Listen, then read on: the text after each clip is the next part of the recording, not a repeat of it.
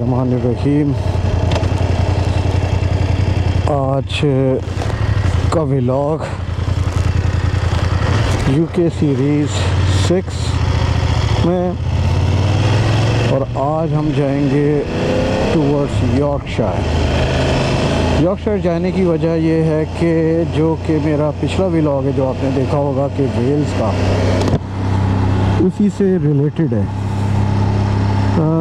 Yorkshire UK के north में है, बहुत इम्पोर्टेंट काउंटी है, और उसकी वजह है यॉर्कशायर में, जैसे मैंने कहा कि इंग्लिश लैंग्वेज का, मॉडर्न इंग्लिश लैंग्वेज की बहुत इम्पोर्टेंट कंट्रीब्यूशन है। मैं बुनियाद तो नहीं कहूँगा, लेकिन हाँ, उसका मिक्सिंग स्टार्ट वहीं से हुई है, जैसे कि आजकल हम देखते हैं। उसके मैं इम्पॉर्टेंट कंपोनेंट आपको बताऊंगा कि इंग्लिश लैंग्वेज कैसे स्टार्ट हुई, और उसमें फिर बाद में जो ऐड ऑन होता गया वो किस लैंग्वेज का है, और probably will try my best to find the words जो आजकल इंग्लिश लैंग्वेज में हैं, तो किस लैंग्वेज से हैं। तो यॉर्कशायर की हिस्टोरिकल प्लेस होने के साथ साथ जो इम्पोर्टेंट चीज़ है, बहुत ही खूबसूरत प्लेस है, बहुत ग्रीन है, और खूबसूरत रास्ते हैं, जिसमें कि लेक्स भी हैं, शायद रिवर भी वहाँ से गुज़रता है अगर I am not wrong.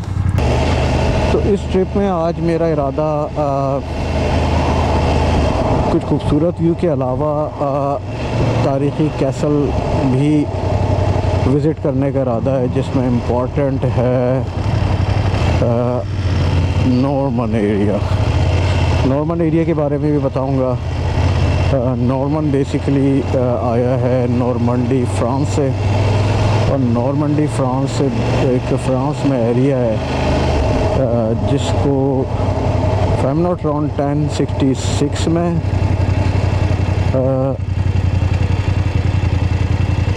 Occupy किया था बाय दी फ्रेंच। और अब मैं टूवर्ड्स नॉर्थ साइड जा रहा हूँ, और नॉर्थ साइड में सबसे इम्पोर्टेंट एरिया जो है वो है यॉर्कशायर को विज़िट किए बग़ैर यूके की और इवन यूरोप की हिस्ट्री कंप्लीट नहीं होती। तो यहाँ जाने का मेरा मेन रीज़न यही है। तो चलते हैं, ज़रा कॉफ़ी शॉप पे बैठ के ज़रा मैं अपनी चीज़ें एडजस्ट करूँ, उसके बाद फिर मैं अपने सफ़र की तरफ रवाना हूँ। उसमें शायद मुझे सेंटर 1-2 स्टॉप करने पड़े जो कि बहुत खूबसूरत व्यू हैं। अस्सलाम वालेकुम, welcome back to my vlog. आज मैं यूके के नॉर्थ की तरफ राइड कर रहा हूँ, जो कि मेरी UK episode 6 UK series episode 6 है, और इसमें आज मैं यॉर्कशायर की तरफ राइड कर रहा हूँ। इस वक्त मैं A59 पर हूँ, और कुछ मैंने कॉफ़ी का ब्रेक लिया है। मेरी डेस्टिनेशन यहाँ से होगी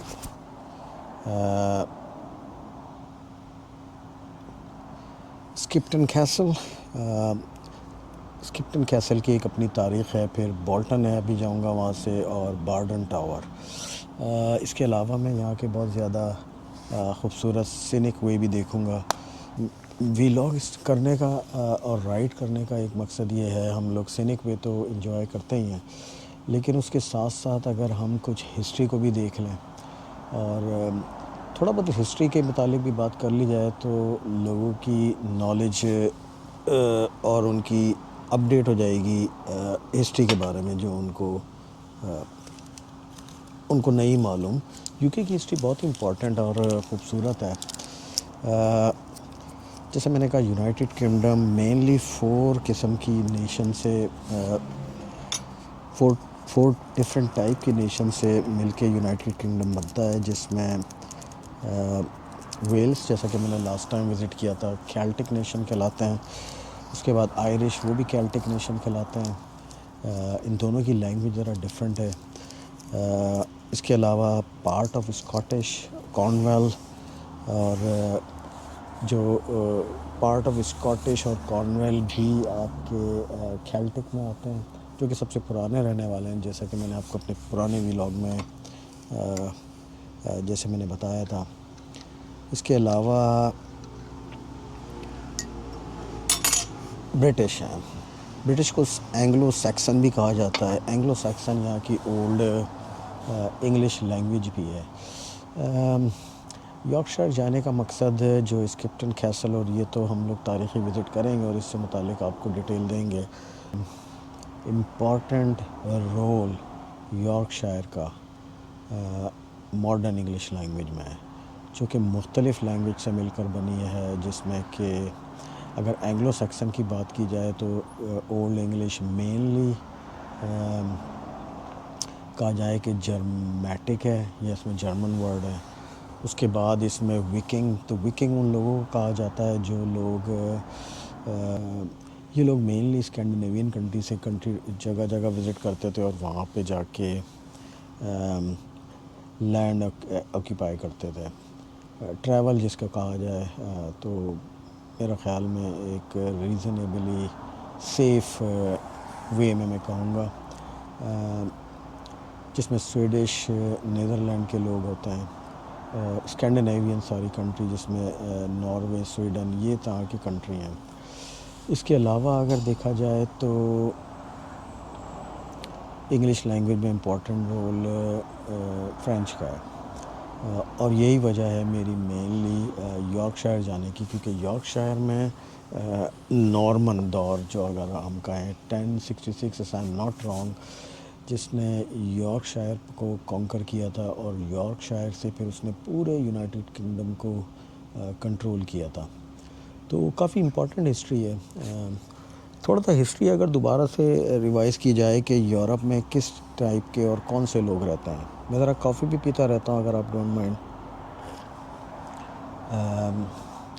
यूरोपियन मेनली एशिया से आए हैं या मिडल ईस्ट से आए हैं। तो वेस्टर्न एशिया में जैसे कि अंतालिया, जिसको मॉडर्न टर्की कहा जाता है, यहाँ से लोग आए हैं, और ये इसकी हिस्ट्री कोई हज़ारों साल पर है। If I am not wrong, maybe 12,000 years ago. I have to confirm that exactly, but it's a very very old history. और मेनली अंतालिया, जो कि लोग थोड़े डार्क स्किन और ब्लू आइज़ थे, फिर यहाँ से सेंट्रल एशिया की तरफ से आए। दो रूट मेनली यूरोप में लोग आए शुरू में, जब जिसको कहते हैं कि जब आइस मेल्ट हुई और ये जगह रहने के लिए हुई, तो जो मोस्टली हंटर थे, शिकारी थे, वो लोग इस एरिया में आए। उनमें एंड ट्रेस बैक किया जाए तो वो असल में अफ्रीका से बिलोंग करते हैं, जैसा कि ह्यूमन की इब्तिदा हुई। एनीवे, दिस इज़ तो थोड़ी सी हिस्ट्री थी। आज मेनली जो हम टॉपिक कवर करेंगे उसमें मॉडर्न इंग्लिश लैंग्वेज में यॉर्कशायर का क्या रोल है, नॉर्मन जो लोग थे, जो नॉर्मंडी फ्रांस से आए, उन लोगों का ब्रिटिश कल्चर में, ब्रिटिश लैंग्वेज में क्या रोल है, ब्रिटिश लॉ में उनका क्या रोल है। इसके अलावा विकिंग, जो कि कहा जाए ट्रैवलर थे, या उनका क्या रोल है, ओल्ड इंग्लिश और न्यू इंग्लिश के वर्ड में क्या मुख्तलिफ है। आज का टॉपिक हम इसके ऊपर डिस्कस करेंगे। इसके अलावा यहाँ पे बहुत खूबसूरत सैनिक व्यू हैं, लैंडस्केप बहुत बहुत अच्छा है। यॉर्कशायर कहा जाए purely Anglo Saxon British culture है, जिसमें मेनली बेस करता है इनका जो आजकल के मॉडर्न इंग्लैंड के लोग हैं या ब्रिटिश के लोग हैं। तो ये मेरी सेकंड नेशन होगी। जैसे 4 नेशन को मैंने कहा कि कवर किया, अगर उसमें मुझे टाइम मिलेगा तो मैं कॉर्नवेल, जो कि यहाँ से तकरीबन बिल्कुल वेस्ट में है और बॉर्डर लगता है फ्रांस के साथ, यहाँ से कोई 7-8 आवर की राइड होगी, अगर मैं उसको कवर कर सका। लेकिन उसको एटलीस्ट मुझे 2-3 डेज़ चाहिए होंगे। तो वेल्स के बाद अब हम आ गए हैं एंग्लो सैक्सन, जो कि ब्रिटिश हैं प्योरली। उसके बाद होपफुली हम जाएंगे स्कॉटलैंड, स्कॉटिश लोगों को कवर करेंगे और उनका कल्चर डिस्कस करेंगे। फिर हम आयरलैंड में जाएंगे। तो ये 4-5 नेशन को हम कवर करेंगे, जिससे आपको ब्रिटिश की हिस्ट्री बहुत क्लियर हो जाएगी।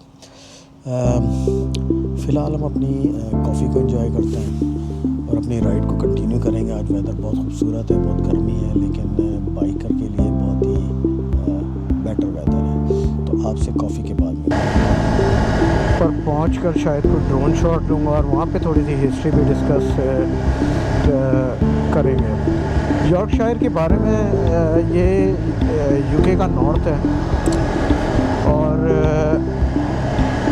जैसा कि आप देख रहे हैं कि इसके एक साइड पे ब्लैकबर्न है और पीछे जैसा कि मैं प्रेस्टन की तरफ से होता हुआ आ रहा हूँ।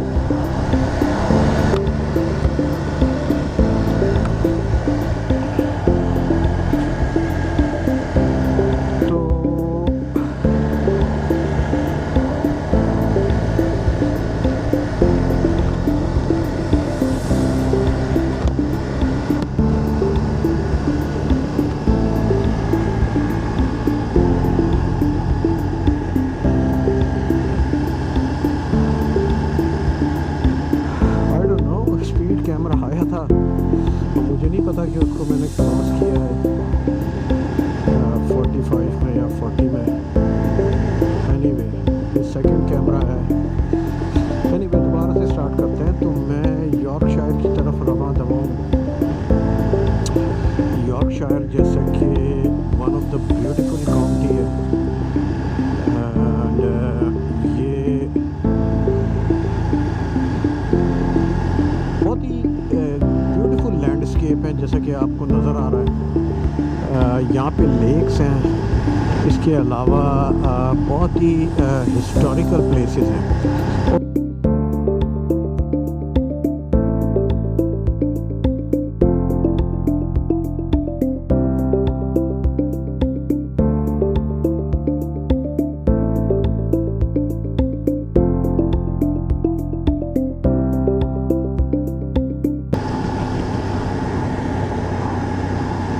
ओके तो मैं M59 पर ही हूँ और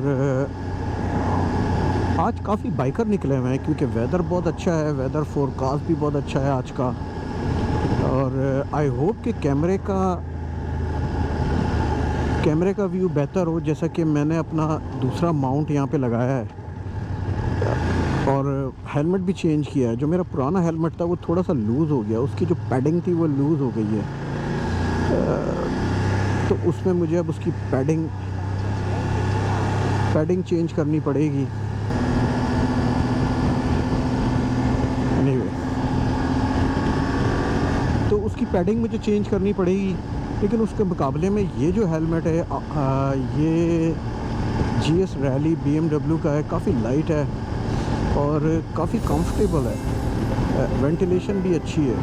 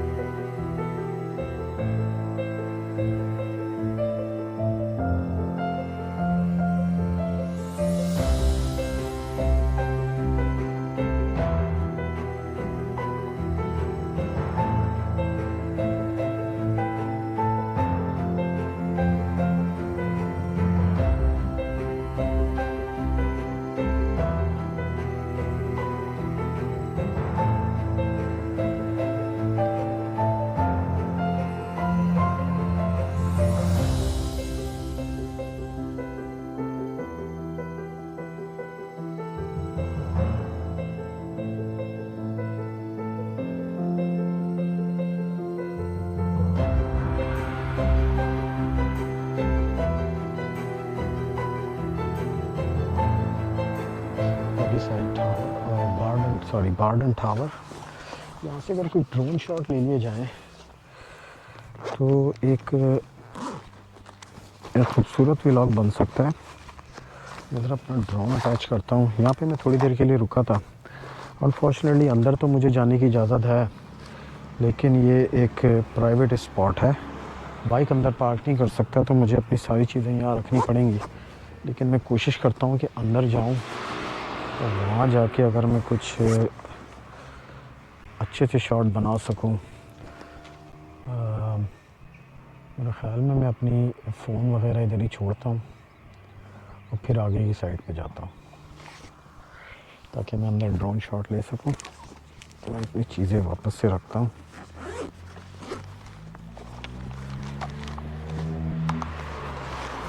चीज़ें यहीं छोड़ देते हैं।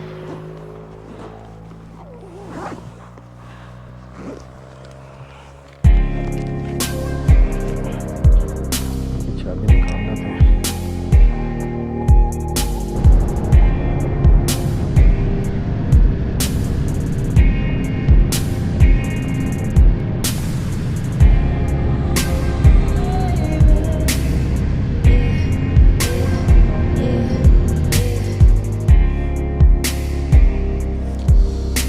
अस्सलाम वालेकुम, वेलकम बैक। जैसा कि मैं अब स्क्रिप्टन कैसल पे आ गया हूँ। ये स्क्रिप्टन कैसल नहीं है, ये तो एक चर्च है। स्क्रिप्टन कैसल्स के बारे में मैं थोड़ा सा ब्रीफली बता दूँ। स्क्रिप्टन कैसल्स बेसिकली बिल्ड किया था, और जिसको हम नॉर्मन्स कैसल भी कहते हैं, they are rule over the England. After 1066 William the conqueror replaced almost all Anglo-Saxon leader with the Norman nobles. Norman basically Normandy France में है, और उन्होंने यॉर्कशायर को कॉन्कर किया जैसे कि 1066 में by William, and take over the control of all England for 90 years. उन्होंने लीगल एडमिनिस्ट्रेटिव सिस्टम में काफ़ी चेंजेस किए, जैसे कि रॉयल कोड बनाए, उन्होंने शेरिफ सिस्टम यहाँ पे बनाया, फ्यूडल सिस्टम बनाया जिसमें कि king own the land, and first national survey भी उन्होंने यहाँ पे इंग्लैंड में कराया। उन्होंने लैंग्वेज चेंज की। तो फ्रेंच लैंग्वेज जो गवर्नमेंट की थी, जैसे कि नॉर्मन रूल कर रहे थे, उन्होंने गवर्नमेंट में अपनी फ्रेंच इन्फ्लुएंस को बढ़ाया, लॉ के अंदर लेकर आए, कोर्ट में डाला, और एलीट क्लास में मोस्टली फ्रेंच लैंग्वेज को इंट्रोड्यूस कराया। और ये वो एरिया है, वो टाइम है जहाँ से मॉडर्न इंग्लिश की बुनियाद रखी गई, जिसमें साउथ ने तो बहुत जल्दी अडॉप्ट कर लिया। यॉर्क, जैसे कि इस वक्त मैं मौजूद हूँ यॉर्कशायर में, इन्होंने रेजिस्टेंट किया। लोकल लैंग्वेज को उन्होंने बिल्कुल टच नहीं किया। उन्होंने बेसिकली क्या किया कि एक तरह का फ्यूडल सिस्टम था, उन्होंने कोर्ट में, गवर्नमेंट में और एलीट क्लास ने अपने फ्रेंच वर्ड्स को मुतारिफ़ कराया, और लोकल लैंग्वेज मिक्स होकर एक नई इंग्लिश की बुनियाद रखी। उसमें जैसे कि काफ़ी सारे वर्ड हैं, जैसे कि कोर्ट सिस्टम में कोर्ट है, जुडिशरी है, सारे फ्रेंच वर्ड हैं, प्रिजनर है। आर्किटेक्चर का कल्चर भी चेंज किया। एंग्लो सैक्सन जो कि ब्रिटिश कहलाते हैं, अभी भी इनमें मोस्टली एंग्लो सैक्सन जो कि ब्रिटिश हैं, उनका स्ट्रॉन्ग होल्ड है। इसके अलावा यहाँ पे जैसे कि मैंने पहले बताया कि केल्टिक होते थे या होते हैं अभी भी, विकिंग जो कि पीपल हैं जिन्होंने मूव किया फ्रॉम स्कैंडिनेवियन कंट्री, और यहाँ पे आके उनकी लैंग्वेज भी इसमें मिक्स हुई। The biggest change English absorb 10,000 plus word कहते हैं फ्रेंच वर्ड इसमें शामिल हुए, जैसे कि लॉ, कोर्ट। लॉ के अंदर जैसे कोर्ट, जज, ज्यूरी, प्रिजन, ये सारे फ्रेंच वर्ड हैं। इसके अलावा पार्लियामेंट, क्राउन, स्टेट। फूड में जैसे कि ब्रिटिश पीपल या एंग्लो सैक्सन उस ज़माने में मोस्टली फार्मिंग करते थे कैटल की, तो वो काव कहते थे, तो फ्रेंच ने मुतारिफ़ कराया। बीफ, पोर्क, मटन, कुजीन, ये सारे फ्रेंच वर्ड हैं। और लग्जरी में जैसे देखा जाए तो beauty, fashion, perfume, these are all French word. So basically English language जैसे कि जर्मैनिक ग्रामर होती थी, Anglo Saxon, Norse influence from Viking जैसे कि मैंने बताया, और फ्रेंच वोकेबलरी, इन सब का मिक्सचर होके जो आजकल हम मॉडर्न इंग्लिश बोलते हैं, मिडिल इंग्लिश उस दौर से स्टार्ट हुई। Norman didn't replace the English at all. They transform by adding French vocabulary, simplify grammar, and reshaping pronunciation, creating the English we speaking today. ये मैं देख के पढ़ के बता रहा हूँ. अब जैसे कि मेरा इस व्लॉग को इख्तिताम करने से पहले मैंने इस कैसल का विज़िट किया है. नॉर्मन के ज़माने में ये कैसल बनाई थी और बहुत ही स्ट्रॉन्ग होल्ड माना जाता था फ्रेंच का, जो उन्होंने 90 इयर्स तक इस एरिया के ऊपर रूल किया, जो तकरीबन ऑलमोस्ट पूरा यूके यहाँ से कंट्रोल करते थे, जो आजकल का मॉडर्न यूनाइटेड किंगडम है. तो व्लॉग में मेरा कंटिन्यू है. जैसा कि आज मैं एंग्लो सैक्सन एरिया जो कि ब्रिटिश कहलाते हैं उनके एरिया में आया हूँ. ये यॉर्कशायर है. पिछले व्लॉग में जैसा कि मैं वेल्स गया था जो कि केल्टिक नेशन है. नेक्स्ट व्लॉग इंशाल्लाह मेरा स्कॉटलैंड का होगा, जो केल्टिक प्लस गैलिक शायद मिक्स होते हैं. उसके बाद प्योरली जो केल्टिक कहलाते हैं वो आयरिश हैं, वो आयरलैंड में. ये सब मिलके, और अगर फर्दर साउथ चले जाएं तो कॉर्नवेल है.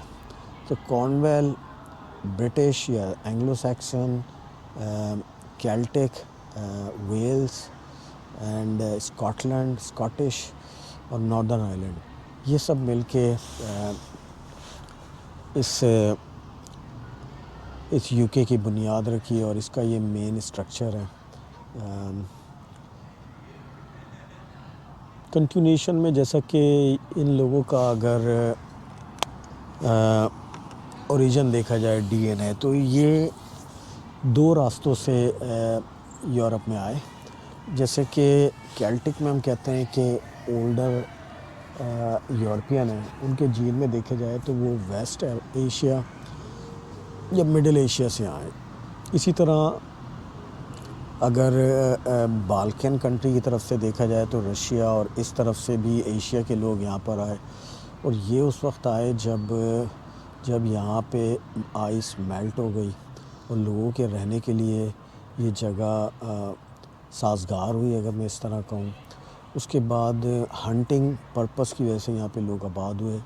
वहाँ से यूरोप की बुनियाद हुई और उसमें जैसे कि मोस्टली वेस्ट एशिया जिसको हम कहते हैं, वहाँ एनातोलिया जो मॉडर्न टर्की है, वहाँ से जो लोग आए उनकी आइस का कलर ब्लू था, डार्क स्किन कलर थी. और उसके बाद हज़ारों साल के ऊपर ये एरिया ये तमाम टाइम है जिसमें फिर लोगों का कलर चेंज हुआ. तो पॉइंट मैं यहाँ कहने की बात ये कर रहा हूँ कि मेनली हम लोग, फिर वही बात है कि सब लोग साउथ ईस्ट एशिया और मिडिल एशिया और वेस्ट एशिया, और उसके पीछे फर्दर चले जाएं तो अफ्रीका से, जहाँ से इंसानों की इब्तिदा हुई, और ये यूरोप की बुनियाद रखी. तो बेसिकली हम सब आपस में इंसिस्टर हैं, आपस में कज़न्स हैं.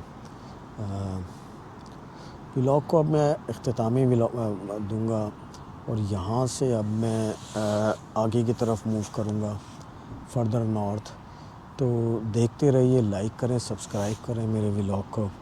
अगले व्लॉग में इंशाल्लाह आपसे मुलाकात होती है. अल्लाह हाफ़िज़.